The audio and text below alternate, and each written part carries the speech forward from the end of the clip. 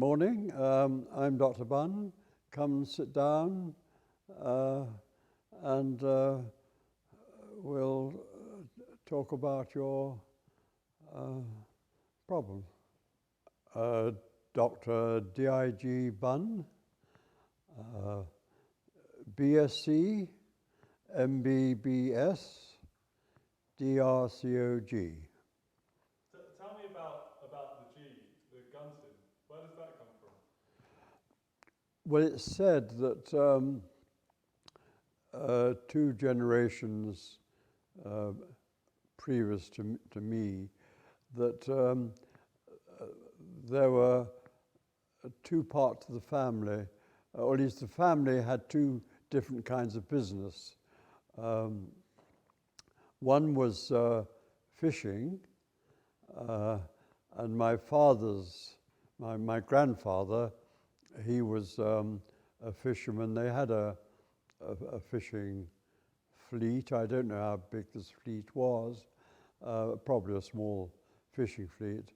And so he was the fishing part of the family. And his brother, he had a bakery business. And I think his family was Chas Bunn, but we were the Gunton Bunns anyway. So any male offspring were called Gunton Bunns, and this is why we pass it down to the males in the family. I don't know how long that will go on for, because I expect there are different sort of views about using extra names. So a Gunton is the fishing line of the tree, the family tree. Yeah. How long have you been a doctor? I've been a doctor since I was 27. That's when I qualified. 27 sounds rather late, but that's because I had 2 years was taken up with national service. And then the equivalent of 2 years would be taken up with doing a BSc in anatomy, and that wouldn't contribute to my qualifying as a doctor. So I was 27, come 28, when I first was registered as a doctor. So you did anatomy, but without necessarily a view to becoming a doctor? Yes, I was interested. I was really interested in surgery, and I had surgery in mind as a student, and so I was. It was a subject which I was reasonably good at as a student, and when it came to second MB, we had this choice of doing something else, and I suppose there were about 7 out of our number of 100 in the year who decided they wanted to do something else during the medical course. And most people just got on with doing medicine, which is what they were planned to do. But we broke off and did something else. And the 2 subjects in our time were anatomy and physiology. So with a friend, we too did anatomy, and the others together did physiology. What is your job history? What's your career history been? What is my career? History been? My career history?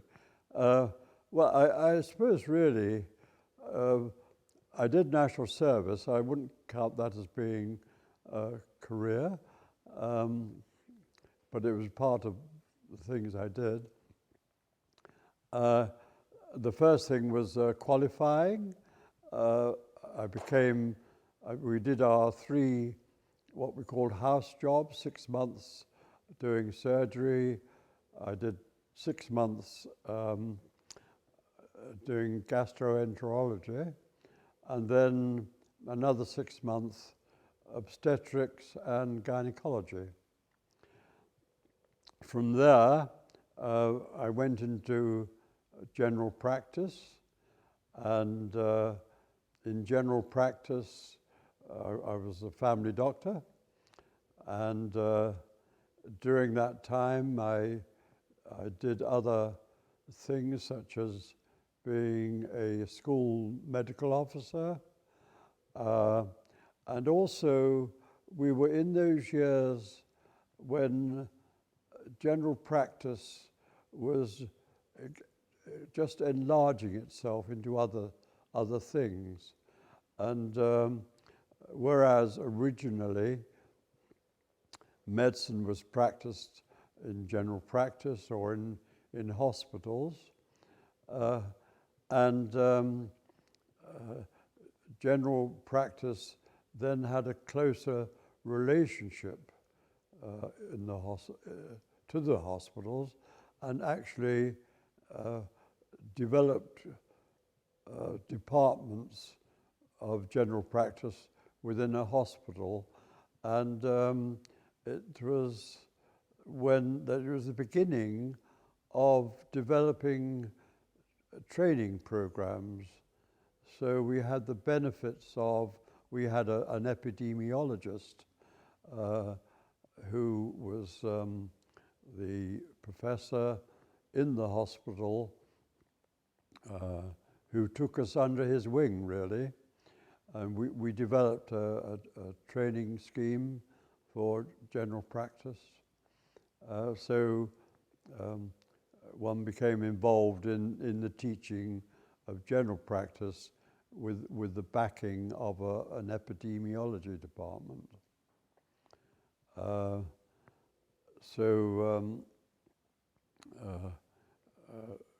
We did that as a school medical officer.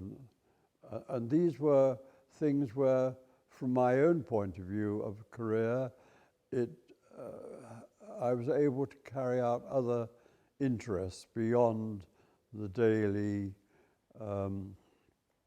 work of dealing with families and their problems. What kind of other interests? What kind of interests? Oh, well, the interests were that of teaching, general practice, and schools, looking after young people in schools. That was a screening operation where children were examined from top to toe, as it were, to see whether any conditions which wouldn't normally be picked up in general practice as such. So we had no scheme of screening there. And so it was a screening program, really. How did you end up in general practice rather than surgery? Well, it was very interesting. One of the things I noticed in hospital was that I felt that as you went higher up in the scale, from a house officer to a registrar to a consultant, you became less involved with people. You were getting much more involved with a human being as I was going to say as an animal, but it was the family side, the personal side of medicine that I wanted to maintain. and there was a registrar whose father was in general practice, and he came to me one day and said, "My father's looking for a partner, and I think you'd be the kind of person that he would like to take on. What do you think about it?" So, well, I took to the idea straight away, really, and having done the hospital work in medicine, surgery, and obstetrics and gynae, it was quite a useful background to have. So I went into general practice. So would you say you went into general practice because of an interest in people? Yes, I think that's right, yes. I was interested in how people functioned apart from the physical diseases that one was involved in the hospital situation. Medicine as a holistic practice. Yes, in fact, that was one of, again, the nice thing once one got into general practice. There were folk around who were very interested in the more personal side. When you come out of hospital, you really tend to center on what you do in hospital with people, neurology, surgery, whatever. But you weren't dealing with people from the point of view of how they manage their lives and how they manage illness. And one of the interesting things was in hospital, it was so easy to confine people to what you want. And I found there were many doctors who, or some doctors say, who would really avoid anything to do with people's emotions and the like. And I had a group of doctors who had special interest in these things, who happened to be in our area of Hampstead. So it was good to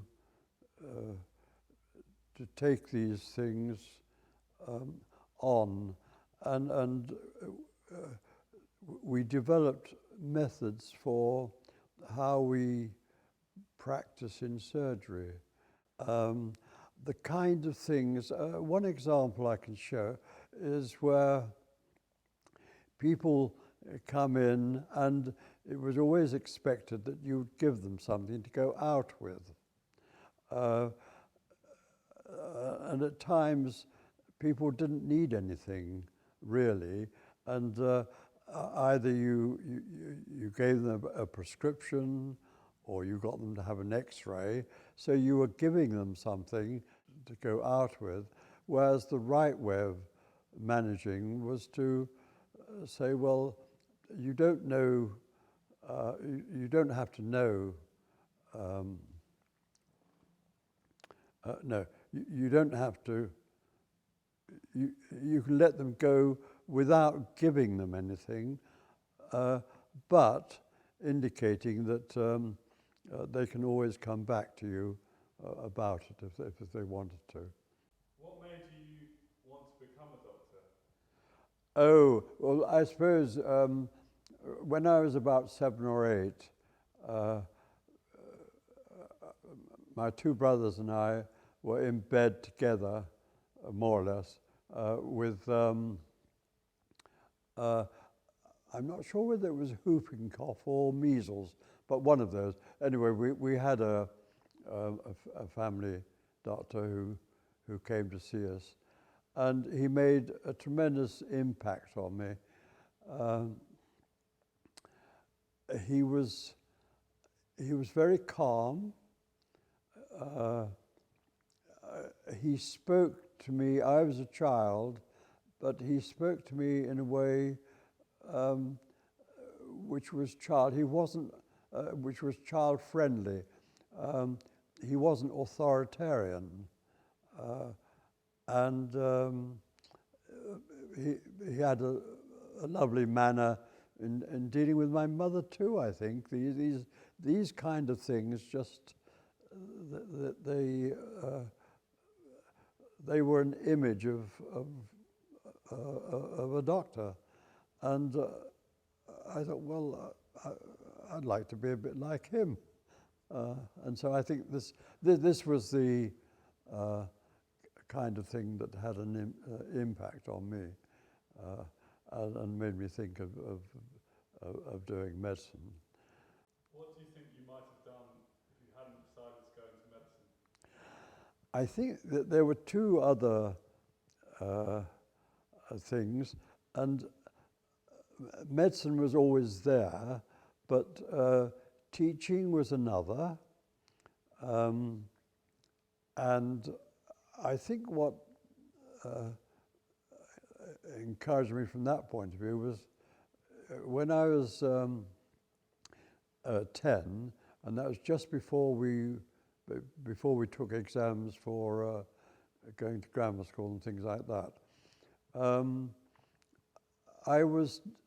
headmaster asked me whether I would go and look after a class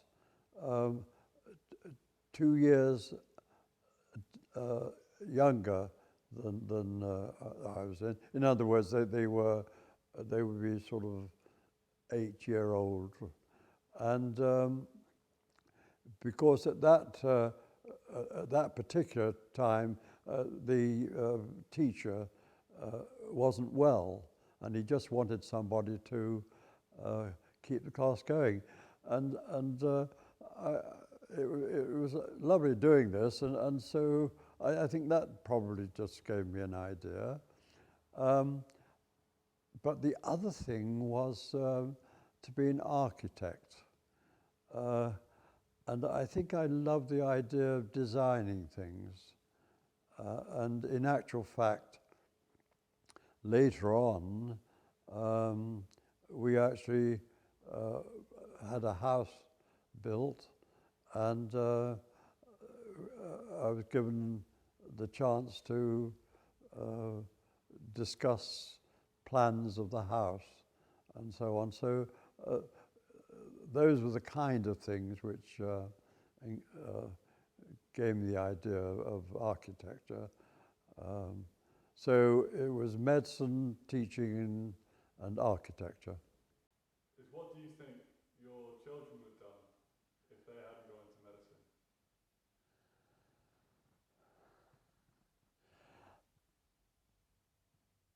Well, broadly speaking, the first thing was my attitude to what they might do.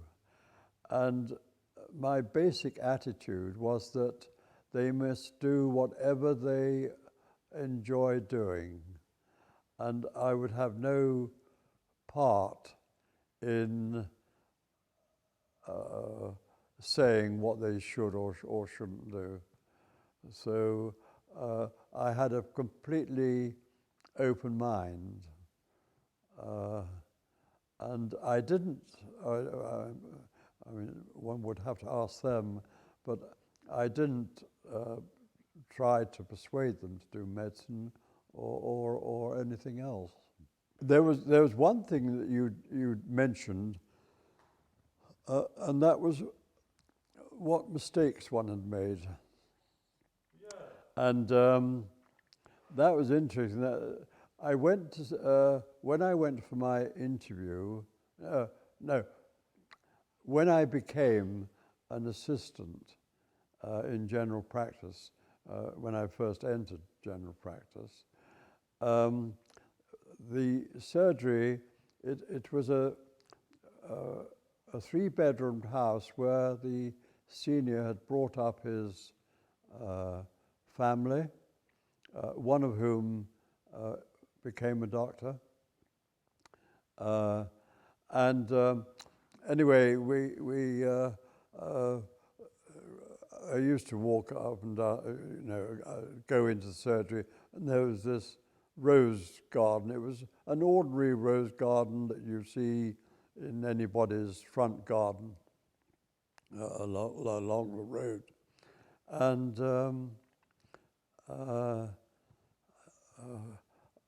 one day I noticed it was a bit weedy, lots of weeds in it. So I went and weeded the garden. And one of the weeds was a poppy. And it was that time of the year when the poppies were all in flower, and I must say they did look nice. And they all got the chop as well.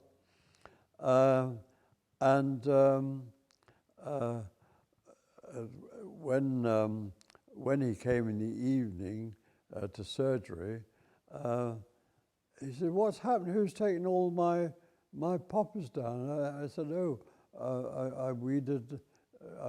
I just weeded the front garden. You know, I thought it'd be a nice thing to do." And he was a kindly old gentleman. He was Scot, a strong character, but a good, solid senior partner to have. And anyway, he said, "Oh, all right, okay, nothing more than that." But the second partner, the second senior, he put me to one side and said, "You know what you've done. You shouldn't have done that. That's the last thing you should have done." That was a big mistake. But he never said any more about it. I think he forgave me. Grandpa, the last thing I'm going to ask you to do is write me a sick note. Write me a sick note. To write you a sick note? A doctor's note, yes. Oh. Oh. Oh, you really have put me to the test on this one. Well. Something to get me off work, or if you like, something to get me out of PE. Oh, I see, right.